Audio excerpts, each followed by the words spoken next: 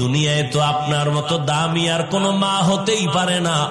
আপনারা তো নবীদের মায়ের মতো মা, সাহাবায়ে কেরামদের মায়ের মতো দামি মা। আপনারা তো খাদিজা রাদিয়াল্লাহু আনহার মতো নারী, ফাতেমা রাদিয়াল্লাহু আনহার মতো দামি নারী, খাদিজা রাদিয়াল্লাহু আনহা, আয়েশা রাদিয়াল্লাহু আনহার মতো দামি নারী, ইসমাইল নবীর মা হাজেরা আলাইহিস সালামের মতো দামি নারী।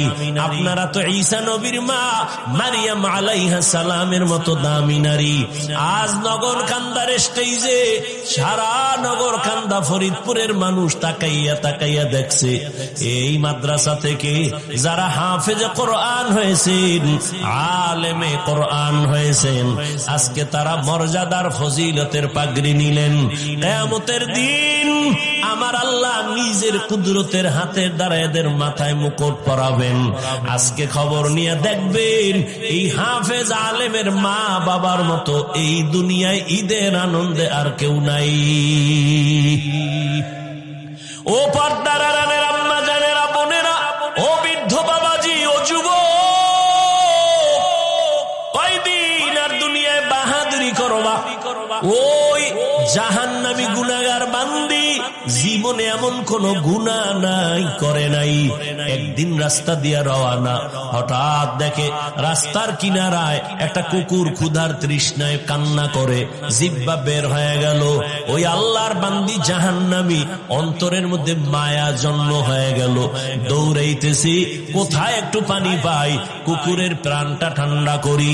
দৌড়ায় গেল, খুঁজে খুঁজে একটা পানির কূপ পাইয়া পানি উঠাবে, কিন্তু পানি অনেক নিচে, উঠাবার কোনো পাত্র নাই।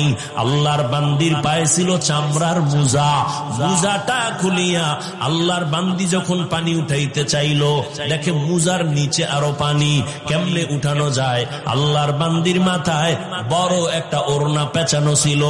এত বড় জাহান্নামী নারী, গুনাহগার, এরপরেও বড় ওড়না মাথা ঢেকে চলে। আর বর্তমান মুসলমানের সন্তান আমার বোনেরা মাথায় ওড়না তো পরেই না, টুকটাক যা পরে তাও গলার মাফলা বানায়া ফ্যাশন করতেছি। ওড়না পরে না। যেই ঘরের নারী ঠিক মতো ওড়না পরবে না, ওই ঘরে রিজিকের কোনো বরকত হবে না। এরে আম্মা জান, ওই জাহান্নামী নারী ওড়না খুলিয়া ওড়নার এক মাথা মুজার সাথে বেঁধে পানি উঠাইয়া একটা দৌড় দিয়া কুকুরটারে পানি পান করায় দিছে। কুকুর ঠান্ডা মাথায় ঘুমায় পড়েছে।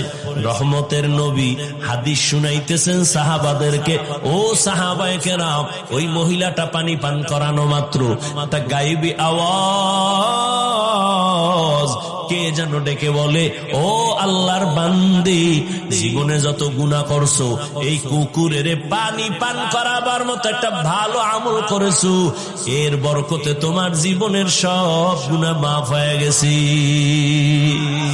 আতিনা ফি দারে দুনিয়া না হাসান, আতিনা ফি দারে উকবা না হাসান, ইয়া গিয়াসাল মুস্তাগীসিন ইহদিনা লিফতিখারা বিল উলুমে ওয়াল গিনা। হর গরিদে নেকো তু তৈয়ার है जो न मांगे उससे तू बेजार है।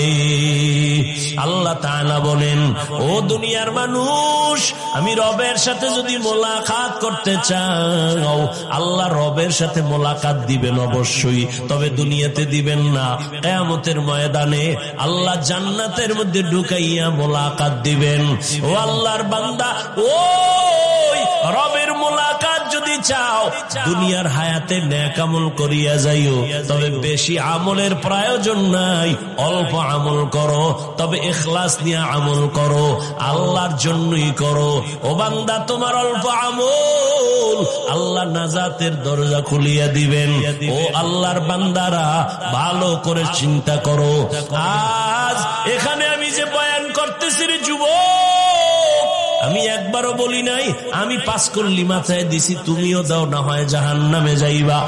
আমি কওমি মাদ্রাসায় লেখাপড়া করেছি, তুমি যদি না পড়ো জাহান্নামে যাইবা বলি নাই রে বাবা। স্কুল সারো, কলেজ সারিয়া মাদ্রাসায় যাও, একবারও বলি নাই। বরং আমি তোমাকে একটা পরামর্শ দিব, তুমি তোমার জায়গায় থেকে কিভাবে জান্নাতের পথ পাইবা। ব্যবসা করো বাধা নাই, চাকরি করো বাধা নাই, লেখাপড়া করো বাধা নাই, স্কুলে কলেজে পড়ো বাধা নাই, ওখানে থাইকা জান্নাতের পথটা খুঁজো। কেমনে তুমি জান্নাতের পথ পাইতে পারো? তোমার মতো যুবক, ডাক্তার, প্রফেসর, ইঞ্জিনিয়ার, 5 ওয়াক্ত নামাজি দাড়িওয়ালা আসেনি, তাহলে তাকে তো জাহান্নামী বলা যাবে না। ও চাকরিজীবী বাবা, আপনার মতো চাকরিজীবী চাকরির ফাঁকি দিয়া নামাজ ছাড়ে না, বলেন আপনি কেন পারবেন না? ও ব্যবসা